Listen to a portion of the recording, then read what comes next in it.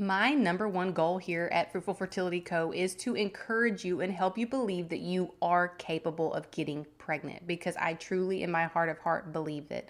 I always challenge women to ask God for that confirmation and let Him know or let you know how He would lead you. And so this episode is not a, hey, you may not get pregnant, so you should consider adoption. This episode is not going to be for everybody, but this episode is for the woman who has that small whisper in the back of her mind that adoption might be the right thing, that adoption is the thing God is calling you to. And I don't want to ignore that because we know that God can make motherhood look a lot of different ways. So if that is you, and you are thinking like, I just don't know if adoption is our next step, Courtney is going to share her story, and it is an amazing one. I was really blown away by this interview with her. Lean in, let's go. We're going to get you all the details.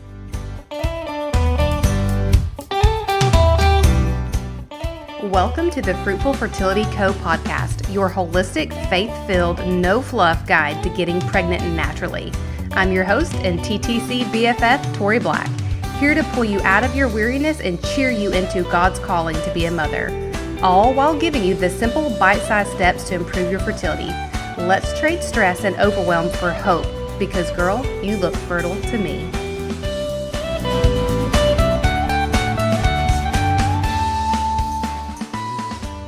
Today, we are here with Courtney Johnson, and we were actually just talking right before we hit record about how we found each other. We have become Instagram friends, and I think Courtney maybe found me or I found Courtney, but it's been so fun to watch her story just unfold right in front of my eyes on Instagram. And so I'm so excited for her to come and share her story of fertility and adoption with you guys because she has a really good one to share. So, Courtney, thank you so much for being here, and let's jump right into it. When did you know you wanted to adopt? When did that come, like, that thought even enter your mind? Yeah, thanks for having me, by the way. This Yeah. is really fun. I've never been on a podcast before, so this is a little bit nerve-wracking and exciting, and I hope I can tell my story well and hopefully speak to some of your listeners. So I actually remember wanting to adopt ever since I was a little girl. I have family and friends who have adopted and have really good experiences with adoption, and it's always been on my heart. I used to do some volunteer work with foster kids, and it's just always been something I've wanted. And then I met my husband in 2019. We were actors in Beauty and the Beast in our local night show here, and we were waltzing partners, and that's how we became friends. And shortly after we became friends, we started talking about dating and getting married, and all those wonderful things. And adoption was something we always considered from the beginning. We thought maybe we would have one or two of our own, in quotes. Mhm. And so that was something that from even before we were married, we talked about.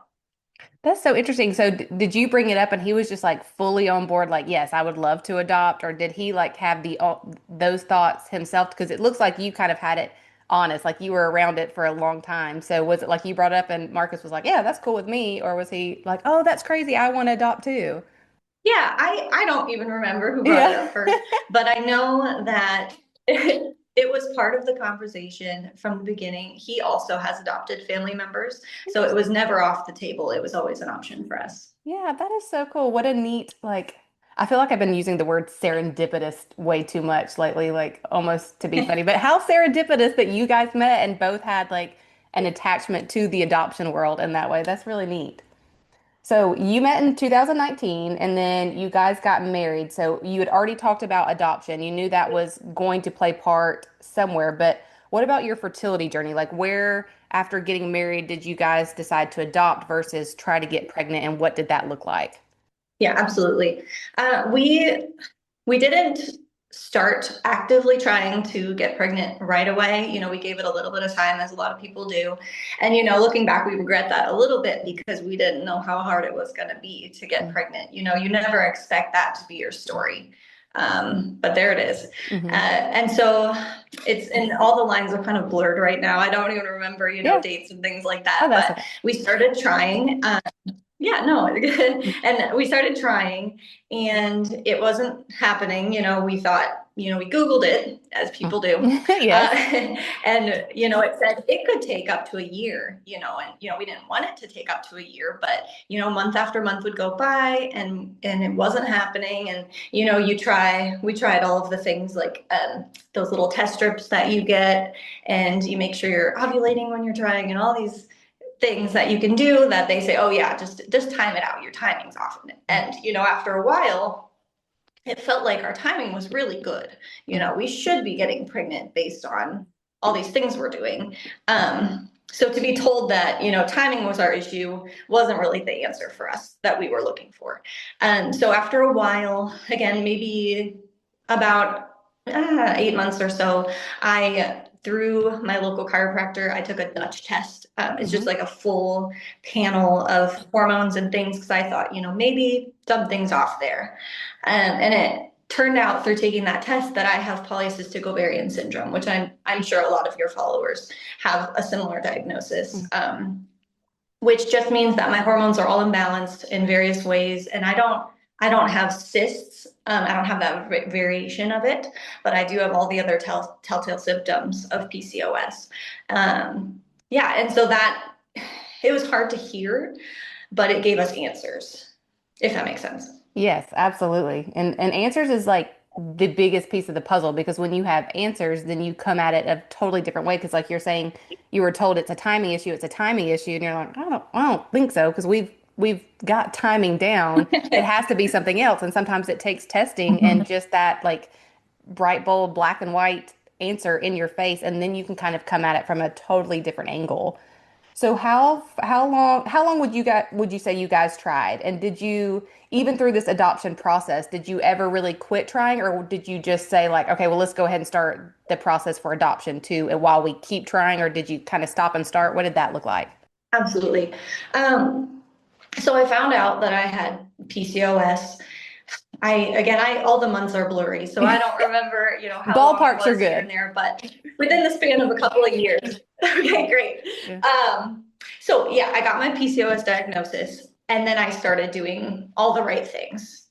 I started strength training. I went on keto, which I still love keto, but it wasn't the only answer. So I went on keto.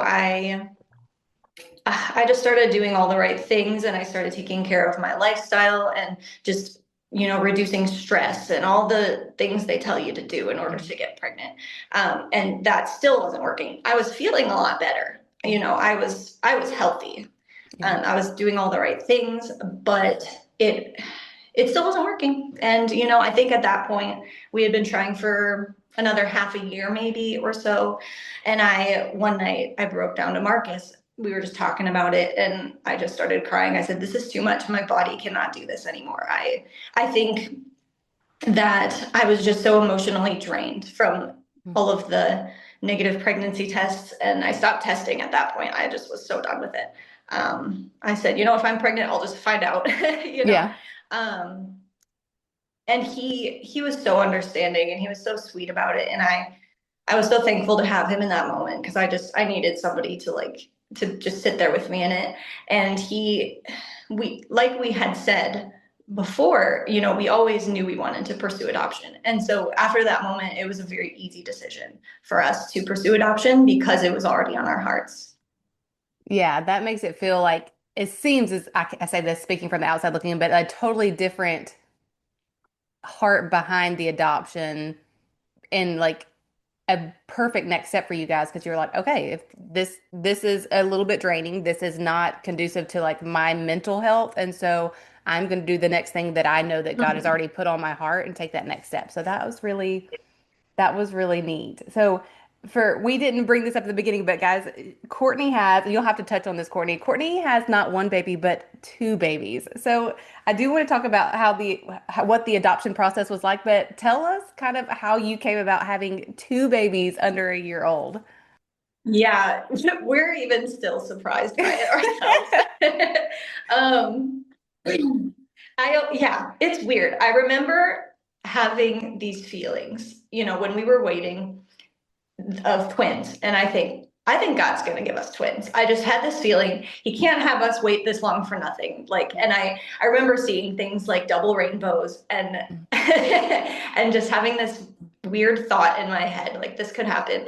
And no, we don't have twins, but we do have two under, well, when Jonah was born, it was two under 4 months.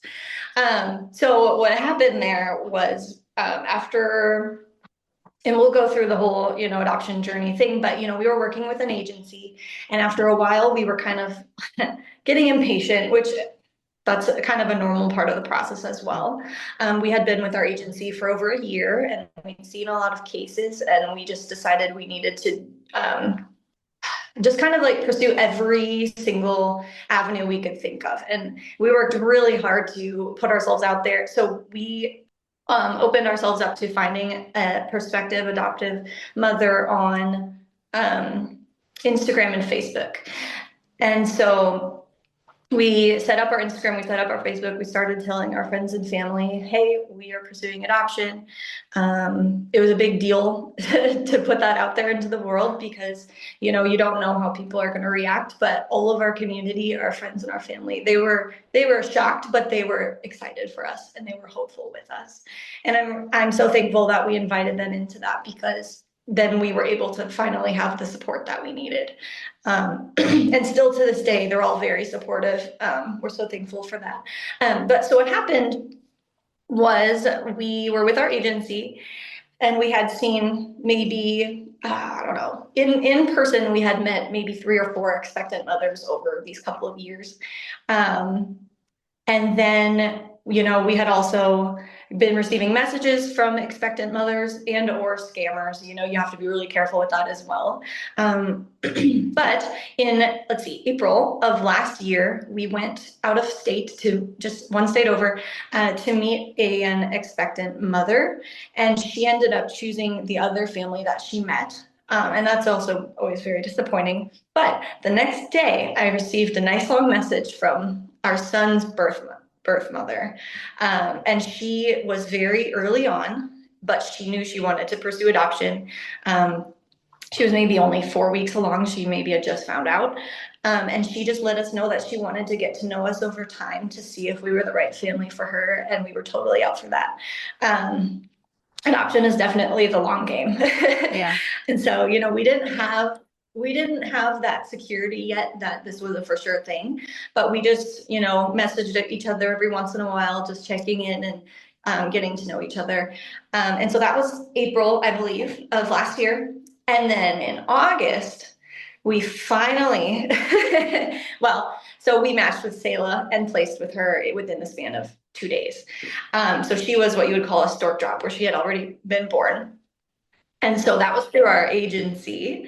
So it was a Wednesday, they had emailed us and said, there's this baby girl, she's in yada yada town, and here's all the details and whatever. And so with adoption, how it works is you are presented with a case, and then from there you can decide, if you want your family to be shown to that birth mother or expectant mother. And so we said yes. Which we said yes the majority of the times. You're seeing a lot of cases with the agent. And then the birth mother had it narrowed down to us and one other family. So we got a text about that, say, okay, you're being considered, we'll let you know hopefully tomorrow morning or whatever. And then that Thursday morning, so it was 2 days after she was born, we got a call that they had picked us. And so Marcus was at work, and I rushed to go find him and tell him, and we got a picture of her, and we just packed our bags and we went and we picked up our baby girl. It was fun too, because her sweet birth mother let us name her, and they let us give her our last name as well, which was also really comforting for us. And then we brought her home, we celebrated, we shared the news. And so what's serendipitous, as you would say, about all of this is that we had been trying to make plans to meet with our son's birth mother for a couple of weeks. And for various reasons, it just kept getting pushed back. But if we had met with her any sooner than we did, we would not have been able to match with our daughter. because our agency only allows for one match at a time. And so it was just so cool to see that we were like, God, why is this taking so long for us to meet? And then we found out that it's because we needed to match with Selah before we matched with Jonah. And I don't know, it's just so cool. That is. Yeah. Yeah. I was gonna say too, after we matched with Selah, we let Jonah's birth mother know, "Hey, this happened. This wonderful thing happened to us, but we want you to know that if you still want to place with us, we're here for it. We are still with you in this, but we also respect that if you decide you want another family, we understand fully." But she still wanted to meet us because, she had been talking to us for a while and, getting to know us and all these things. And so we met with our social worker. We brought her into our agency just so that she could get what she needed, the help that she needed. And we met, and she even met Selah, and she was offered to look at other books, and she really didn't want to. She just said, "I want them. I want Marcus and Courtney," and then we were matched maybe 2 weeks after Selah was born. That is amazing. So that is crazy that like it's such a long process, but with Selah, it was you literally got a baby in like 2 or 3 days, right? Yeah, Oh it's my, all at once for sure. Yep. that is crazy. Because even, with pregnancy, obviously you have like 9 months to prepare your heart and mind. And then even with adoption, you have a lot of time because it's such a long process. And I know there's a lot of time before the 2 to 3 days that she came home, but that is just wild to not have a baby and then 3 days later have a baby like in your arms. That is wild. So It was crazy. you kind of touched on this a little bit of like the process of like an agency. So I'm sure like you get with an agency, like kind of create a profile, but tell me about the Instagram and Facebook. So you were saying that was part of your adoption like process. Is that essentially like a portfolio for people to see, or does it help like do moms reach out to you through Instagram? Or is it for people to share? How does the Instagram and Facebook come into play for adoption? Absolutely. So, like I said, we actually matched through, I believe it was Facebook for my son. So we matched through an agency and we matched through Facebook, all in one crazy quarter of a year. Um, so I actually, when I was trying to brainstorm other ways to make possibly our adoption shorter, our wait shorter, I stumbled upon Lindsay Bruckerman. She was actually on a podcast, the Infant Adoption Guide podcast, and she's known as the Helpful HAP, HAP, on Instagram and Facebook. And I started talking to her about what she does. So she actually adopted two boys just by using social media. Yeah. And so I learned from her. And then when, when I was kind of working through setting up our pages and just kind of putting things about ourselves out there, she was actually in the process of making an online course for this very thing. So she currently has an online course that she's selling, and I actually got to help her do some beta testing for that, which was Yeah. really cool. And she also does profile, what do you call it? Like she'll check out your profile and give you tips and tricks and things. And Yeah. so I'm just so thankful for her because we pursued that direction as well. We have our son. And so, yeah, so basically with the Facebook and Instagram pages, we put anything and everything about ourselves on there. It does become like a profile so that people can see if they're considering adoption. Turns out a lot of families are actually doing the very same thing. So we would get contacted by expectant mothers here and there. Maybe we weren't the right fit for them. Totally fair. And then also once a month, we would share we call it like a big share, where we just say, "Hey, friends and family, can you share this post so that we can maybe match with the right birth mother for us?" And when you say match with a birth mother, does that mean like they literally just reach out to you and there's no middleman? Or is it like they go to an agency and say, "Hey, I found Marcus and Courtney on Instagram. I want you to contact them"? Or what does that look like? Yeah, so a match can be either way. Um, so our match with Selah, with her birth mom, was through our agency. So her birth mom contacted or was in contact with our agency, and then we were presented from there. With Jonah, his birth mom actually found us through one of our big share posts, and she reached out to us. Mhm. But a match is when you officially, when it's decided, I want this family. Yeah. Very cool. Okay. So if someone was listening to this and they're thinking like, okay, I have had kind of like this little whisper of adoption in the back of my mind. I think it's something I might need to like pray about and take action Mm-hmm. on. Would you suggest they do the agency and the Facebook or like the social media route? Like go all in on both, or do you think they should start with one? Like what would your, just from your experience, which it sounds like you would have to say both because you got a baby from each one, but what would you say is like Yeah. the best place for them to start? Sure. I think it varies. I think it depends on what's right for your family. Hmm. We never thought we'd be able to afford adoption, and we just went at it anyway. And we trusted that God would provide. And He did. He provided through His people, through donations, through grants. And, I would say the direction of using social media is a more affordable path. But you also, in doing that, need to make sure that you're being legally and ethically safe. And you still need people on your team. So even if we weren't with our agency, we would still have an adoption attorney to make sure that everything is legal and safe and ethical. Yeah, it just kind of depends on your family and what feels like the right direction. But I would honestly start by just talking to people in your life who have adopted. Ask them, what agency did you use? Did you use an agency? How was your experience? What would you do differently? Yeah, I would just start there, do lots of research, and yeah, pray a lot. Mhm. Ask God for direction, and trust that, the right baby, if it's God's plan, they'll find you. It will happen. Yeah, absolutely. I say all the time, like if God's put a promise on your heart, if He's put something on your heart, like He will fulfill it. And it's just really us having the courage and the strength to wait on His timing and not under like want our own timing and understand our own timing.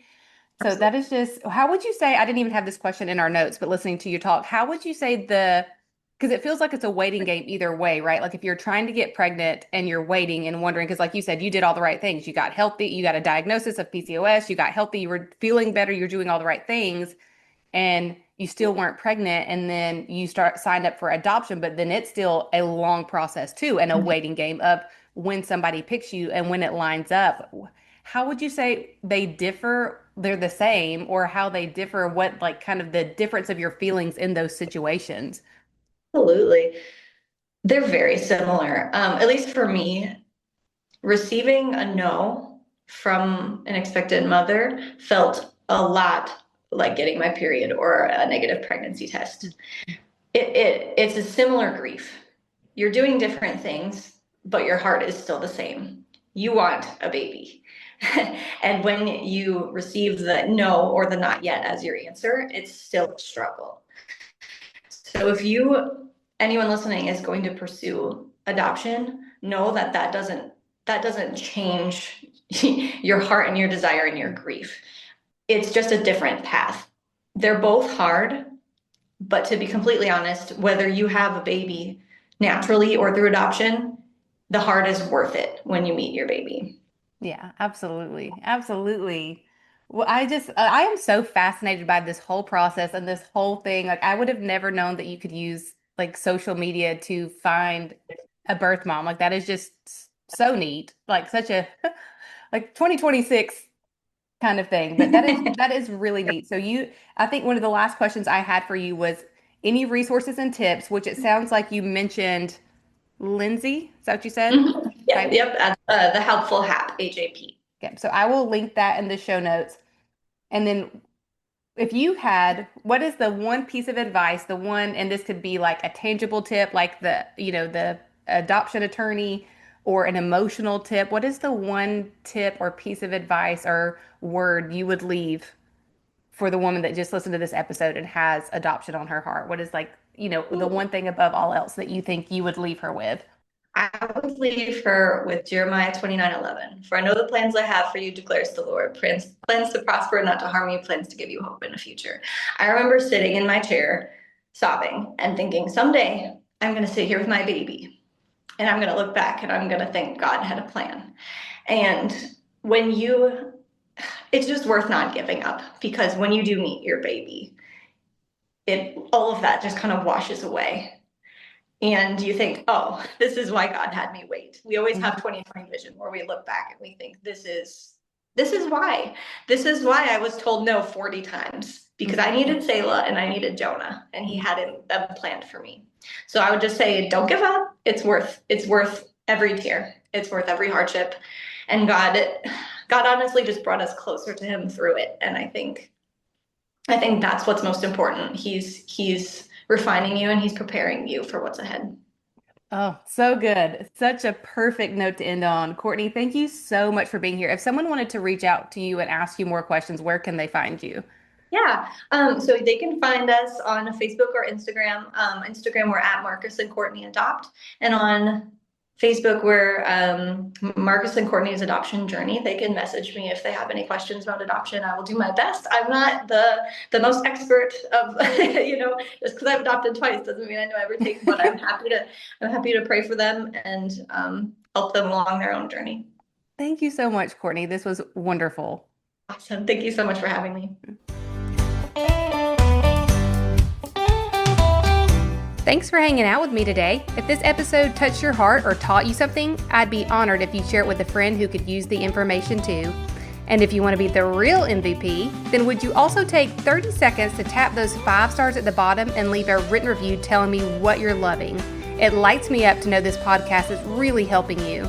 Don't forget, you're super cute and super fertile, so meet me back here next week and let's keep chatting and learning together.